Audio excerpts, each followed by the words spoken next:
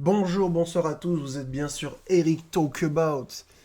Aujourd'hui, on va débriefer du match AJ Auxerre OM.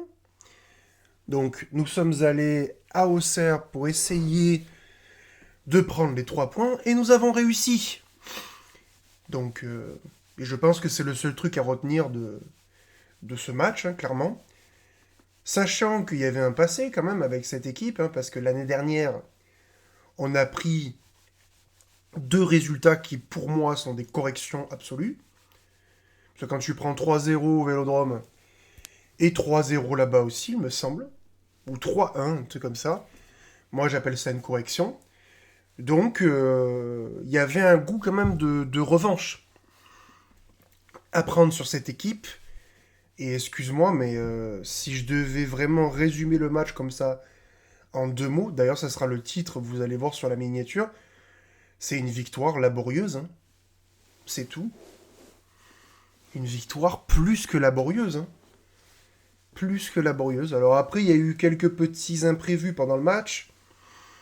Il y a Aguerd qui, pendant l'échauffement, a senti une douleur.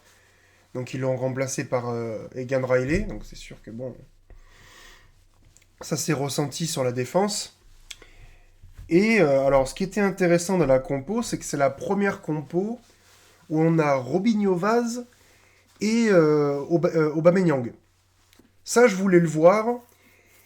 Et ben, pour le coup, je suis un petit peu déçu. Voilà, on les a pas trop vus. Ils se parlent beaucoup sur le terrain, donc on voit qu'il y a de la communication, ça c'est bien. Mais de toute façon, on a vraiment le contraste. On a un contraste énorme entre Robinho Vaz, qui a 18 ans, qui vient de. Qui est vraiment un genou, tu vois. C'est un minot, le petit, tu vois. Et Aubameyang, qui a 47 ans, et qui est vraiment le, le dos argenté, tu vois, le vieux gorille, tu vois. Et donc forcément, tu vois, bon, on voit qu'ils se parlent beaucoup et tout, il y en a un qui fait profiter de l'expérience à l'autre et tout, c'est bien. Mais je trouvais que ça manquait de... Ça manquait d'action, ça manquait de jeu, tu vois. C'est un peu dommage. Quand je regarde, quand je réfléchis comme ça, Aubameyang et Robinho Vaz, ils n'ont pas eu vraiment d'occasion. Ils n'ont pas eu d'occasion. Il y a juste ce premier but, avec un très bon débordement sur la droite de Murillo. Petit pont à la défense auxerroise. Il déborde, il centre. Ça fait un espèce de cafouillage. Fort heureusement, tu as Angel Gomez, qui est la seule bonne action qu'il a fait du match. Il arrive à la reprendre, c'est un but un peu gag, tu vois, il arrive à la reprendre, à la pousser. But, 1-0, super. Et après, tu reverras plus rien d'intéressant jusqu'à la fin. Je suis désolé, les gars, mais là, votre jeu en ce moment, il est mais d'un chiant.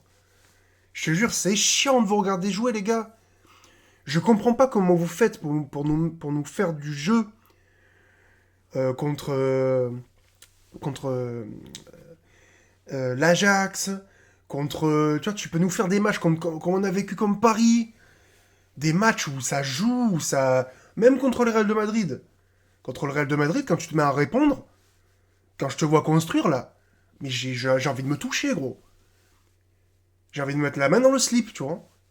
Et là, franchement, depuis le Sporting, je sais pas ce qui vous arrive, les gars. Il n'y a plus de jeu.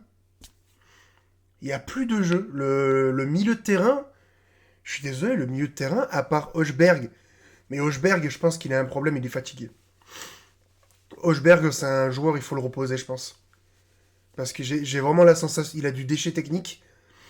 Et ça, c'est typiquement... J'ai vraiment l'impression que c'est typiquement un joueur qui est fatigué. Hochberg, je pense qu'il faut le mettre sur le banc. Pas parce qu'il est nul, parce que je le trouve quand même meilleur que les autres, mais parce qu'il est fatigué. Je pense qu'il faut il faut le faire jouer un match sur deux. Clairement. Qu'est-ce qu'il a? Ouais, ouais, non, mais c'est... Laisse tomber. Hochberg, il est fatigué. Il faut qu'il se repose. Mais par contre, le milieu de terrain, le problème... Moi, je suis désolé, Angel Gomez, c'est pas au niveau. Hein. O'Reilly Vermiren, c'est pareil. C'est pas au niveau. C'est pas au niveau. Ça distribue... Ça fait pas le jeu. On a une très bonne défense, je trouve. Tu vois. Tu mets Aguerd, non mais tu sais, tu mets Aguerd, Balerdi, Pavard, c'est une très bonne défense, tu vois. Il n'y a pas de problème. En haut, tu mets Greenwood, Paixão, Aubameyang, très bonne attaque. Ton problème, c'est le milieu. Donc au mercato d'hiver, il va falloir faire quelque chose, il va falloir recruter au milieu de terrain. Parce que moi, je suis désolé, mais un milieu de terrain, O'Reilly, Angel Gomez et Vermeeren, pour moi, c'est pas au niveau. C'est pas au niveau du tout. Pas du tout. Je commence, pour te dire à quel point je suis en train de devenir ouf, je commence à regretter Kondogbia. Pour de vrai. Parce que Kondogbia, au moins, il a un impact au milieu de terrain. Il tente des passes, il fait des trucs. Angel Gomez, il a un peu, dans cette compo, je crois, il a un peu un rôle de distributeur de jeu. Il distribue rien du tout. Il distribue rien du tout, quoi. Il a eu juste de la chance de mettre le but. Il était bien placé au bon moment, au bon endroit. Il nous met ce but un peu gag. Mais c'est tout. Hein. Il a rien fait de plus. Hein. Et les joueurs, là, ils ont été vraiment, je trouve... Ouais, c'est... Tu gagnes, en fait, tu gagnes parce qu'au Serre, ils sont pas bons. Et encore, je suis désolé, ils méritent de gagner. Hein. Ils méritent de nous arracher le nul, hein, comme Angers. Ils méritent. Hein. Parce que je suis désolé, mais les gars, c'est la passe à 10, quoi. Elle passe, droite, on remonte, on refait, en arrière, truc. Au milieu de terrain, quand tu fais une passe, tu sais pertinemment qui va la rendre. Tu sais. Enfin, je sais pas, c'est... Non, je trouve ça, c'est... Je trouve que c'est vraiment laborieux, les gars. C'est laborieux. Donc, le seul truc qu'on doit retenir de ce match, c'est les 3 points. Voilà. Là, tu t'es pas loupé, c'est bien. Tu t'es pas loupé, t'étais pas chez toi. T'es venu, t'as pris les 3 points, tu vois. Donc, tu recolles au Paris Saint-Germain. Tu as 2 points d'écart, c'est très bien. Le Paris Saint-Germain qui joue pas super bien aussi en ce moment. Clairement, hein, parce que, ils ont pris un nul contre Lorient. Et j'ai vu le match contre Nice. Gonzalo Ramos, il marque à la 94e. Jusque-là, il n'y a pas de jeu. Pas terrible, tu vois. Pas ouf. Donc je sais pas, mais nous, on doit proposer plus que ça. Tu dois être meilleur, là. Moi, je suis désolé, tu joues comme... Rouli, c'est l'homme du match. Hein. Rouli, c'est l'homme du match. Murillo aussi, c'est bien rattrapé. Murillo, le match dernier, j'avais envie de lui insulter. J'avais envie de l'insulter de tous les noms. Là, il s'est bien rattrapé. Mais pour moi, c'est les 2 joueurs qui sortent du lot. Rouli et Murillo. Voilà. Pour moi, mes tops, c'est ça. Après, le reste, Osef. Osef complet. Mais je sais pas vous, les gars, vous me direz en commentaire quels sont vos tops, quels sont vos flops. Hein. Mais pour moi, c'est tout. C'est tout. Je veux dire, Aubame, il a pas fait grand-chose. Robinho Vaz, pour moi, les titularisations de Robinho Vaz, pour l'instant, je trouve que c'est encore un peu trop... C'est un peu trop. Robinho Vaz, il est efficace quand tu le fais rentrer à la 60e. Tu sais, il a 18 ans, il est fougueux, tu le fais rentrer à la 60e quand on a bien usé la défense. Et voilà, tu vois. Mais le titulariser, après je sais très bien pourquoi, pour faire tourner Aubameyang, même si là c'est pas le cas. Pour moi, c'est encore un peu juste. Un peu juste. Mais de toute façon, c'était pas son but à la base, hein, au petit. Hein. Il était censé être un super sub. Hein. À rentrer, à jouer 15-20 minutes par là, essayer de gratter des buts. Normalement, le remplaçant, même pas le titulaire, c'est Gouiri. Hein, mais malheureusement, Gouiri est blessé. Donc, parce qu'il a pris un camionneur sur l'épaule. Bref, ça m'a gavé, ça aussi. Donc voilà, les gars. Je sais pas quoi vous dire de plus. Hein. Je suis désolé, mais je suis quand même un peu inquiet, moi. Parce que s'il n'y a pas Rouli, des buts, t'en prends. Hein. T'en prends. Hein. Et si on avait perdu, je te garantis que je te parlerais pas avec un volume comme ça. Hein. Là, je parle doucement parce que je suis encore un peu malade. Mais moi, je suis désolé, contre l'Atalanta, tu vas faire quoi? Mercredi, on joue l'Atalanta. Au Vélodrome. Pareil, il y a un goût de victoire. Hein.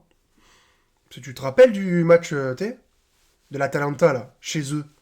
On se fait plier. Aubameyang, il s'en rappelle, hein. Il s'en rappelle.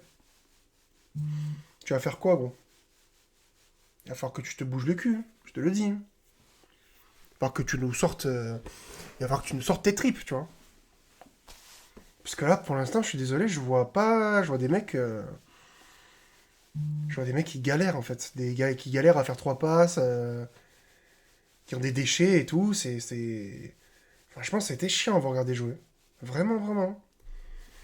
Bon, les gars, n'hésitez pas à me dire... n'hésitez pas à liker, à commenter, donnez votre avis dans les commentaires. Qu'est-ce que vous avez pensé du match?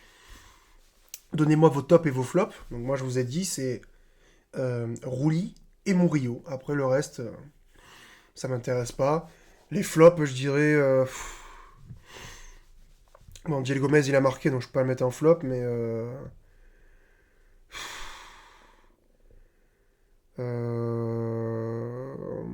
Je sais pas. Je sais pas qui mettre en flop. Franchement, ils m'ont tellement saoulé que je sais même pas qui mettre en flop. Mais vous savez quoi? Dites-moi quels sont vos flops pour vous. N'hésitez pas à vous abonner à la chaîne YouTube, activer la cloche, venez me rejoindre sur Instagram. Les liens sont dans la description. Et puis les gars, je vous dis à la prochaine pour le débrief de l'Atalanta. Ciao tout le monde. Peace.